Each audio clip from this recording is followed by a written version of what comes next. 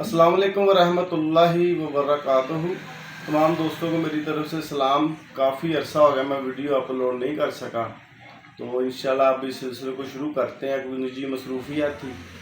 मेरे एक दोस्त है निसार हैदरी, उनका एक नुस्खा उनके बुज़ुर्गों का कूते बाग के लिए मजरब, तो वो आपको मैंने कहा दोस्तों को गिफ्ट कर दूँ, हदिया कर दूँ। ये निसार हैदरी का नुस्खा है, जिनका पहले भी नुस्खा मैंने दिया हुआ। बहुत अच्छे बंदे हैं, नाइस इंसान है। आपने करना, आपने 1 तोला सिमलफार, 2 तोले सुहागा सफ़ेद, इसको 3 घंटे खूब खर्ल करें। टेल्कम पाउडर सिमलफार अच्छे वाला ले लें। तो इसमें खर्ल करने के बाद आपने क्या करना है कि इसे रेत जंतर पकाना है 2-3 घंटे। जब धुआं निकलना बंद हो जाए, सुहागा ही खेल होगा, सिमलफार कम ही उड़ता है रेत जंतर। तो जब ये धुआं शुआ बंद हो जाए तो आप इसे निकाल के टेल्कम पाउडर करें। टेल्कम पाउडर करने के बाद आपने लेनी है सुर्ख मिर्च।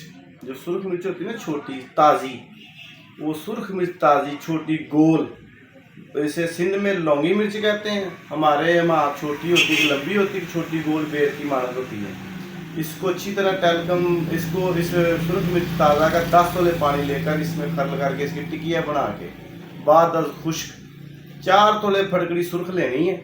उस फटकड़ी के दरमियान कप में बंद के लिकमत करके, यानी आधी फटकड़ी नीचे ऊपर टिकी, आधी फटकड़ी ऊपर डाल के बंद के लिकमत करके सैंपट करके ज़मीन पे थोड़ा सा गड़ा निकाल के थोड़ा सा कप दबा के ऊपर से 1.25 किलो उपलों की छोटे छोटे उपले करके मिट्टी का तेल डाल के आग लगा दें।